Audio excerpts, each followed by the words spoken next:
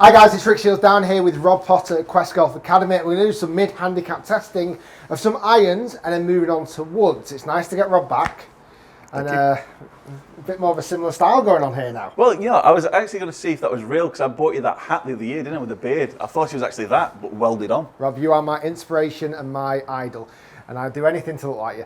So we're going to get Rob down, doing some testing again. I've slightly changed the format this time on the irons. We're going to look at it not only for distance, but also accuracy, a level of forgiveness, and as always, Rob's fantastic input, which is more important than anything else.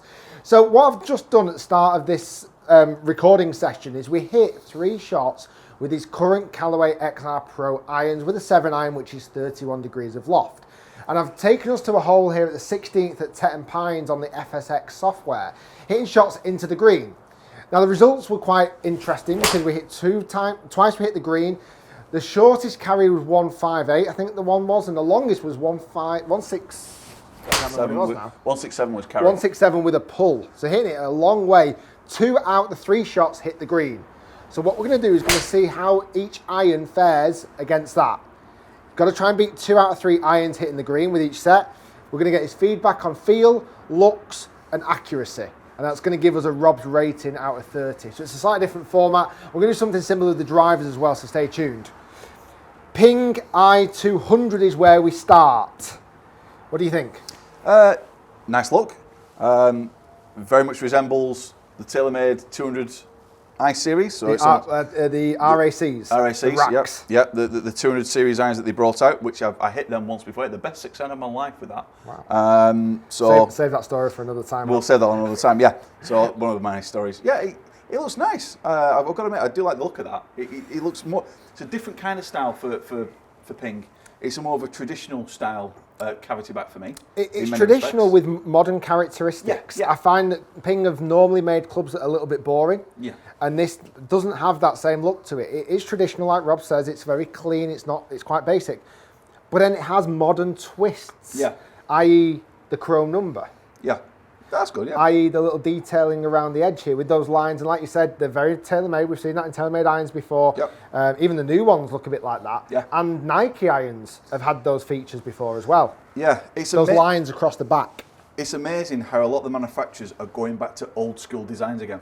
It seems like there's the wheels going back around again, so I've noticed. I don't think we'll ever get back to persimmon woods, maybe. Oh, no. I like that. So we've got 7-iron. We're going to hit 3 shots into this green on Tetton Pines. This is 33 degrees of loft, so 2 degrees weaker than Rob's current Callaway set. But we're going to see how they perform, how they feel, how they seem to hit the green down here. We're hitting Pro V1s as always on GC2 HMT, so you'll be able to see the strike characteristics there as well. Over to you, Robbo. Yeah. Give him a whirl. All right. Have a look behind. Well, how'd you describe how that looks behind the ball as well, by the way, for me? Looks a very nice iron from behind. It's not like the traditional Ping kind of chunky irons. It's not overly bladed, so like your eye blade. No. And it looks a little different than what the Ping Eye looked like last year. There is still slight, some good differences, I think. It's a more finished look for me. Yeah, it's more. it is. It actually has a lot more. Like they really focused not only on the performance this time, but really focused on the look of this iron. Yeah, they've gone very much on aesthetics. Yeah. And aesthetically, it's very pleasing. Well, nicely put. I like it. Let's see how many times you can hit the green out of 3. So 7-iron into green, 155. I've got the flag. It's very weighty. It's a very heavy club. Okay. Very heavy.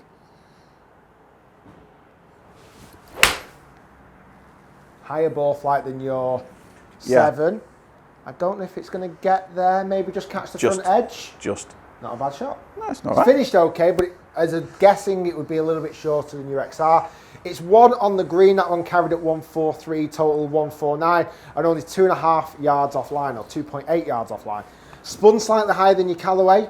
Yeah. Good strike location. Swing pass looking good, Robbo. Only 2 degrees from the inside. Well, one does try. So 2 more. Let's see how we can get performance hitting the green.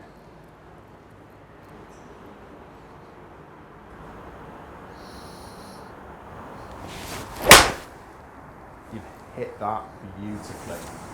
Rob, this is going in. All right, just moved offline. Nice shot again. Thank you. Definitely shorter carry distance, which we would expect with 2 degrees less. Yeah.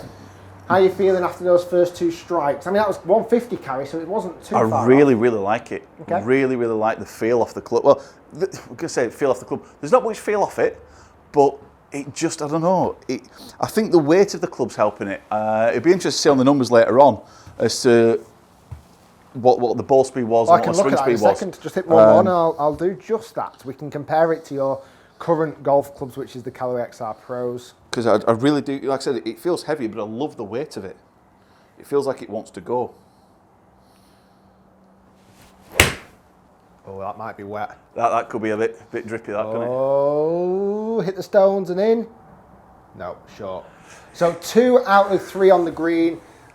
Bad last strike, I'm afraid, on that one, obviously. Carried it only 143. Didn't give you much help there, but it's not going to do when you hit maybe that far behind. Yeah, you see the strike location was much higher on the face that time. There's a bit of real estate behind it, weren't there?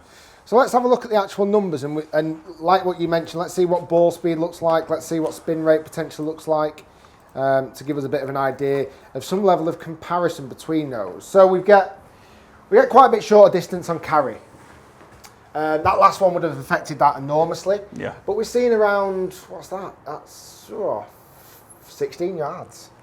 Am I right in saying that? Yeah. 16 yards. The last one definitely played a factor in that. The first 2 didn't really carry that far again under that 150. The second one that he struck brilliantly did get there. Look at ball speed, 7 miles per hour down on ball speed. I know, that's scary, that. 7 miles per hour down on the Callaway. More spin rate, we could put down potentially to fresher grooves, new grooves. Could be, yeah. But it's just dropped down on distance there. But without, obviously distance there, it's not a long hitting golf club. No. You've got the Gs and the G Maxes for that. So we're going to change the rating system slightly as well. Instead of just giving a score out of 10, Rob's rating, I'm going to break it down into 3 different sections. We're going to give a rating on looks out of 10. Okay. We're going to give a rating on accuracy out of 10. Now, accuracy involves a little bit more than just distance. It's also going to feel forgiveness, maybe off-centered hits where Rob experienced there, and also a level of distance control. So that doesn't mean full out distance. It means that we're not getting these hot shots so much that we've been experiencing. And the last one being feel. So looks, accuracy and feel, and that's going to give us a score out of 30. So slightly different to what we've done in the past. Okay. Let's go looks first. Looks. Out of 10. I'm going to give it a 9. 9 out of looks. 9 out of 10 for looks. Yeah. Let's go accuracy. Accuracy, I would give that, I'd say, an 8. So you hit 2 out of 3 greens. Yeah. We didn't get any stupidly long ones. No. There was a little bit of a difference between the good one and the bad one. Yeah. But not horrendous. Only 7 yards. Yeah. Which wasn't terrible in carry distance. So what was that, an 8? I'll give that an 8. So we're 9, 8, 17 so far out of 20. And then let's talk about the feel. The feel for it, I would go with an 8 again on the feel for that. So it felt a nice feel off the head. Yeah, it felt a nice feel off the head. You did actually know they hit it. So there was some decent feedback on it. It's not like a blade feel back. No, it's not, and it's not forged, it's not soft. No, I like so that. if my maths are correct, that's 25 out of 30 for the Ping i200.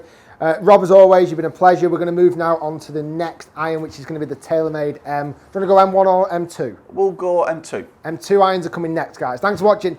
Let me know if you like the new system. I think it's a way of being able to see, as Rob now is a mid-handicapper and he wants to get down to single figures, it's not all about distance, it's about getting that accuracy, how he feels comfortable with looking down at the golf club, the feel he'll get, and also the idea that he's not going to get these hot shots and short shots, which are going to affect his distance control a lot.